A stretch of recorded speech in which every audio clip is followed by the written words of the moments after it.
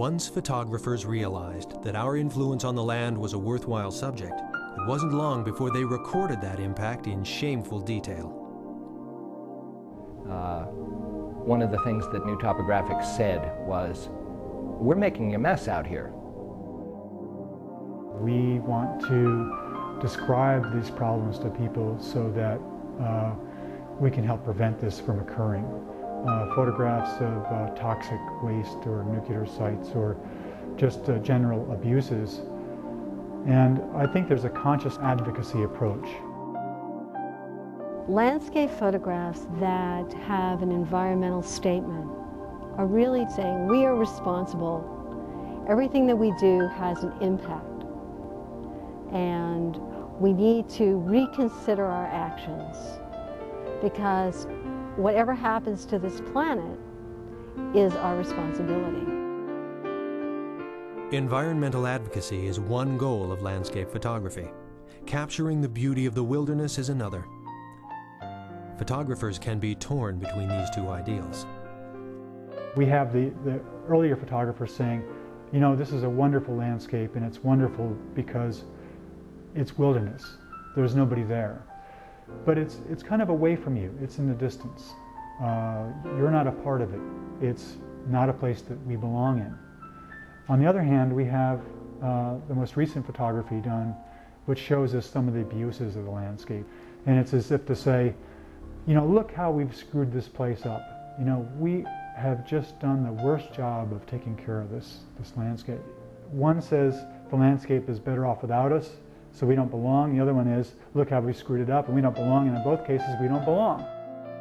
I think that photographers have stopped that kind of narrow polemics in their photography.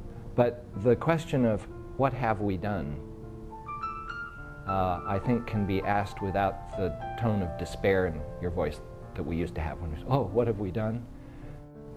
What have we done? What does it look like? How can you see it over the course of 150 years or so? And what does it mean? Landscape photographs don't have to just be critical. They can be solution-based. They can bring to our attention that just how we have a negative effect on our environment, we can also have a positive effect on our environment. The role of the landscape photographer is also changing. One of the older models for landscape photography was that the photographer was a hero.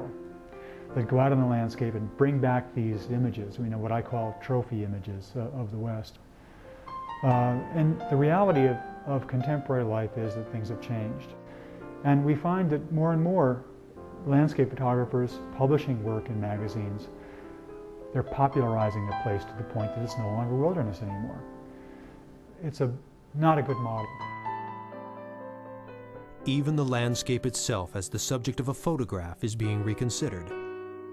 We're inundated with pictures. We have pictures all over the place. I mean, how many more pictures can you take of the Grand Canyon and make it significant?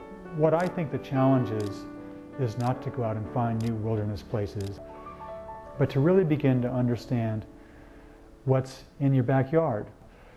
What's the wilderness by the side of the road? What are the places that are underappreciated? And how do we appreciate them?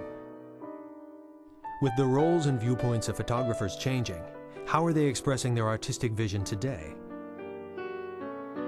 I was interested in that connection between our society and the land. I wanted to show the signs and marks of culture on the landscape. When we think of a landscape, we think of the natural environment. Beautiful trees, beautiful hillside. I'm photographing on the freeway system, commuting on the freeway. This is the reality of part of our lives. What may look like a sunset, in actuality is the barrier between the two freeways. My imagery is very reminiscent of a beautiful landscape. In reality, it's a segment of time. The reason that I'm making my art interactive and asking the audience to be an active participant is because I believe that if they can have this experience in an art gallery with images that bring to their attention issues about nature, maybe when they go outside, they'll begin to become a participant within their environment and see themselves as being a part of it rather than separate of it. Despite these modern adjustments, the lure of the frontier is as strong as ever. The horizon symbolizes for us promise and possibility. The idea that there's something out there that we might reach out to and come to understand.